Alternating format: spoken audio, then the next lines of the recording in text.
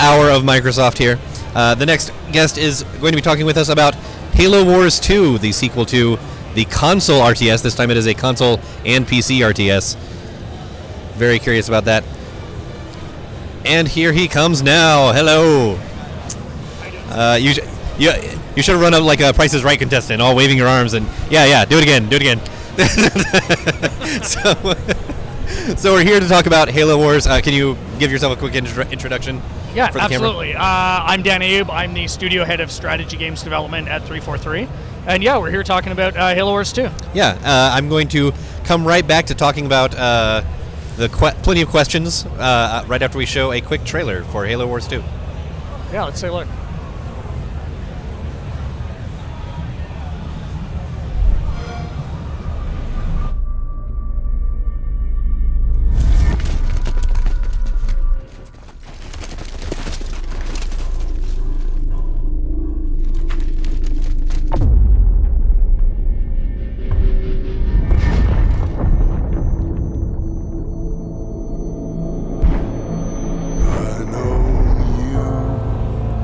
So guide us through this trailer a little bit. It looks like a lot of havoc going on.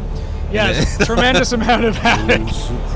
Basically, yeah, this is the trailer we showed at the Microsoft event for Halo Wars 2 with our friends at Blur. So Blur was a big part of the cinematics and storytelling of the first Halo Wars, and they're working with us again. And of course, the big news for us now is it's finally coming to PC. So you can play Halo Wars on Win 10. Mm-hmm. One of the big things we heard after the first Halo Wars was, why didn't you guys do this on PC, right? So we're really happy to be bringing it to PC through Win 10, and it'll be a Play Anywhere title too, meaning if you buy Halo Wars 2 on either one of those platforms, you'll get it for free on the other one, and your saves and everything, your progress all moves across with you. And what we're showing here is, the character you're seeing, Atriox, is our villain for Halo Wars 2. We're really excited about him. He looks imposing. He's a bit of a badass, yeah. I mean, if you remember the trailer we showed at Gamescom, we showed him alone beating the snot out of 3 Spartans. So, we're already establishing he's an extremely physical, powerful That seems like character. a bad idea for that old man to just stand there. Yeah, I feel like Cutter should not try to wrestle him right now. The Vegas odds would not be in his favor. You're asking for trouble, yeah. But what we're trying to show with this trailer is just like the battlefield, right? Like giving you that feeling you're a commander of a massive army on a battlefield with just tons of destructive power at your fingertips. And the goal with the RTS is like, how do you make an RTS for everyone, right? How do you make this something that everyone can jump into? We've got our very classic hardcore modes that an RTS player is going to want and expect. But we've got modes for people who might be jumping in for the first time, right? I say a lot, RTS can kind of be like jumping into a really cool show 4 seasons in, where people are like, I don't know how I feel about hopping into this.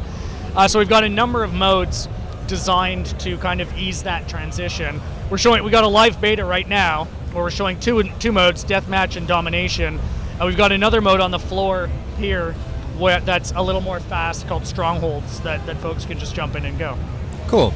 So RTSs aren't as common as I think they used to be, and the interesting thing about Halo Wars was like, how do we make this thing work on a console? And I think it worked pretty fantastically well, actually, because that was always the classic thing that people would claim RTSs don't work on console, and it did.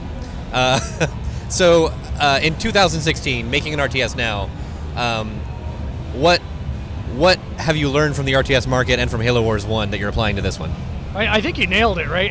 It's not as big as it was, and that's why our choice of developer for us was really important, right? We're working with Creative Assembly out of the UK. Very well known for strategy games. Well known for strategy games, Total War series, almost like 2 decades of RTS development, and also PC development. Going back to your point on controls, yeah, I think the first Halo Wars, I think, did the best job of bringing that control set over to console. We've continued to build on that foundation, so it's easier to group units, it's faster to move around the map, easier to set up control points and things like that.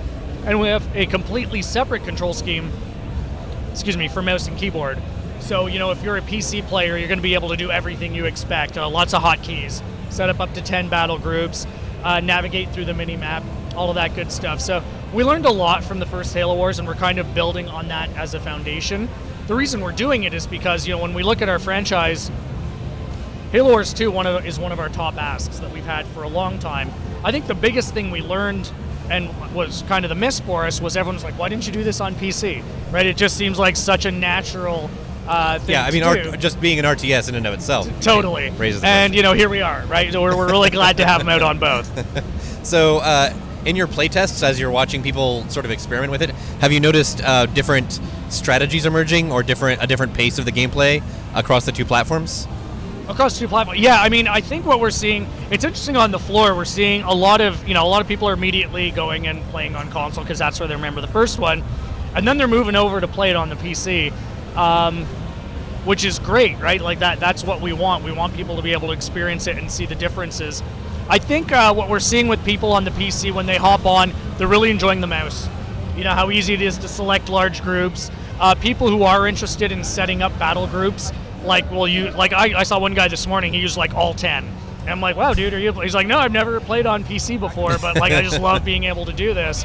And we're seeing some great matches too. And I think what's reassuring to us is people are saying it feels right on both. And, if you're more comfortable on a console controller, great, right? You're going to be able to do that. You've only got to buy one of them and you're going to get both.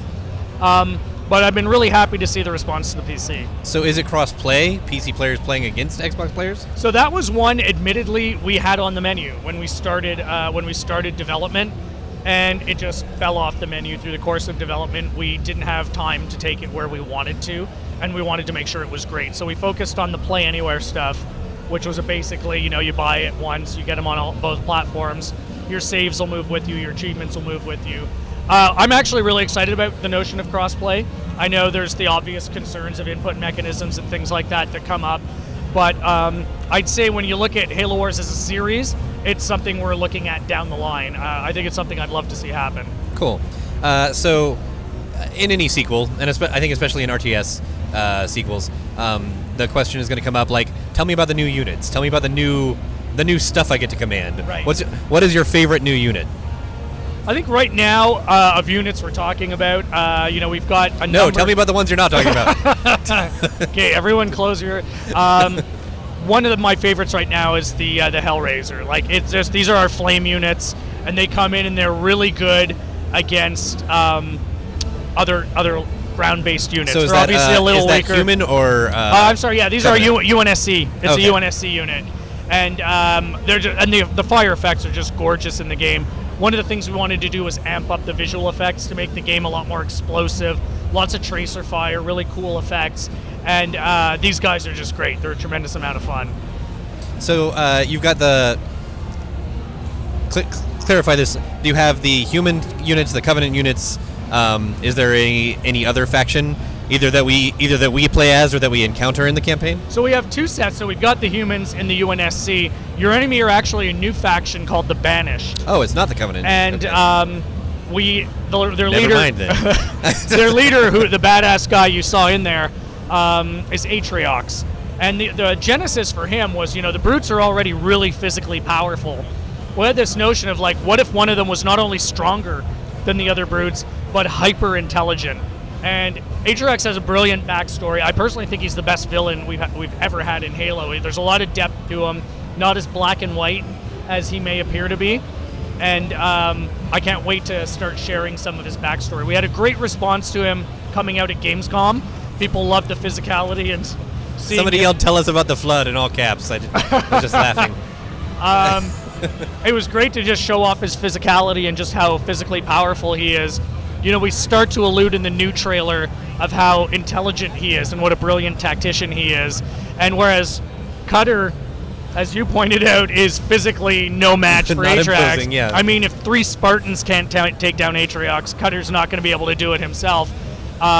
It's just a very different kind of battle between these two commanders that That's we're cool. setting up. So you touched on something that I don't need to ask about because it's Halo. Lore. Lore is a big part of Halo. It's a huge part. And 343 is managing all of that, and obviously this is being developed by Creative Assembly. What's been the sort of communication and collaboration between those two forces? Yeah. So we look at it as like one team because Creative Assembly has their team in the UK, on the dev team, and we have a dev team on it working in Seattle as well. So we're working collaboratively. Communication's been great. Those first meetings, you never know how it's going to go. Our world's about to collide, but they had a great understanding of Halo, frankly, and they shared our passion for it, and really got into the story quickly that we wanted to tell. Right, the story's effectively Spirit of Fire Crew's been in cryo for 28 years.